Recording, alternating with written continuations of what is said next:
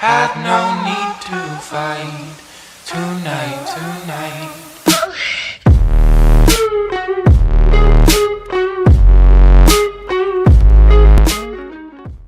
Hey guys, welcome back to another video, and in today's video we're going to be taking a look at the top 5 guns inside of Season 9 of Call of Duty Mobile. Now just before we get into the video, make sure you guys go ahead and subscribe if you haven't already, and also make sure to go ahead and join my Discord server. I'll be linking that in the description down below. But yeah, coming at the honorable mention, we've got the Shorty.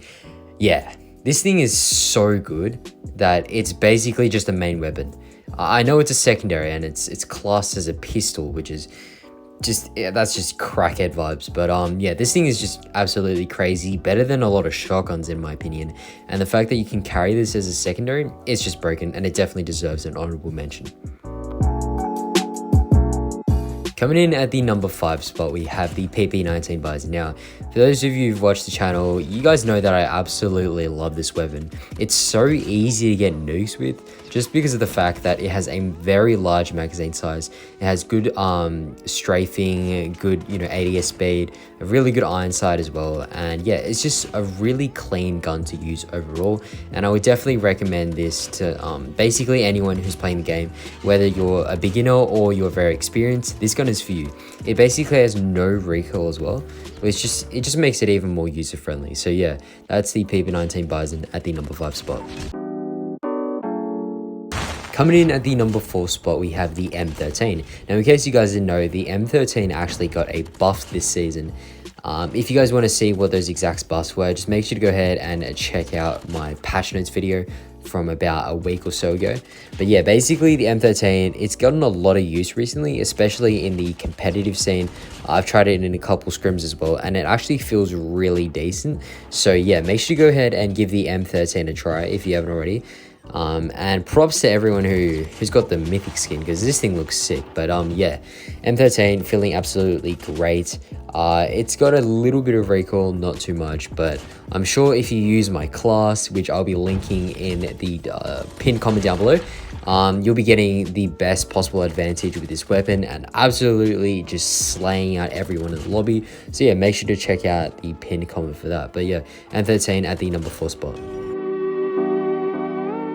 Coming in at the number 3 spot, we have the ASVAL. Now, yes, M13 did get a buff, but I'm still pretty sure that the ASVAL is just better than the M13.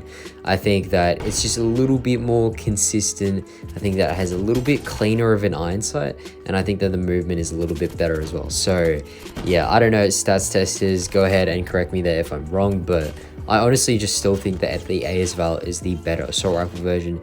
However, I do actually prefer using the M13 right now, so it's a little bit of a dilemma, but I still think the ASVAL is the better weapon. But yeah, ASVAL still slaying it. It's been slaying it for so many seasons now. It's been the best AR in the game for so many bloody seasons now. I don't know what to say, man. This thing needs a nerf, honestly. It's got a nerf coming. Like, surely Activision nerfs this soon and changes up the meta. We've had the same meta for way too long. But yeah, ASVAL at the number 3 spot.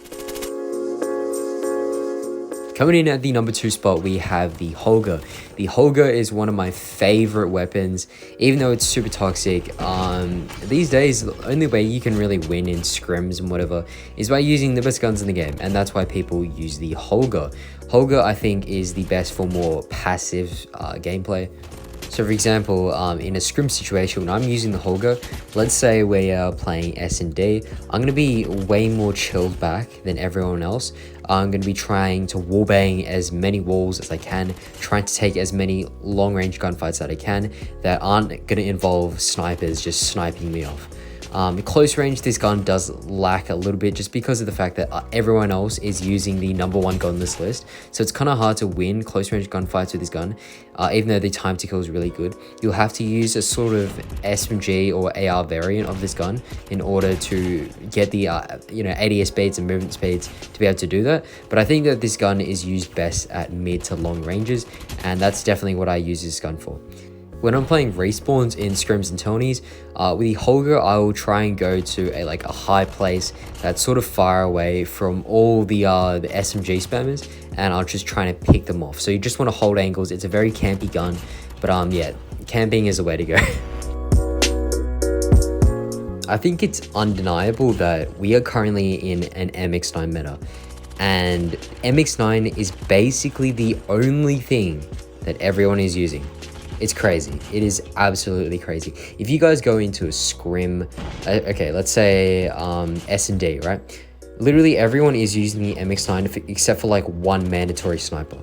If we go to respawns, everyone is using the MX9. It's crazy. This thing is just everywhere. The close range is so good.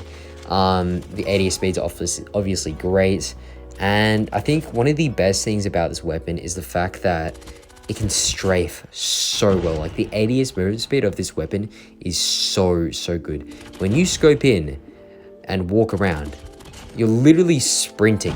Like it's crazy. It's honestly crazy. And I'm not even gonna recommend you guys to use this gun because you guys are probably using this anyways, and everyone is using it. So it's crazy.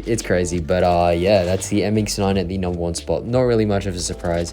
Please nerf this weapon. It's getting so annoying. People are just strafe now. Like that's the only thing you have to do with this. You don't even have to slide or anything. Just strafe. That's pretty much it. Yeah, thank you guys for watching, and I'll see you guys in the next one. Cheers.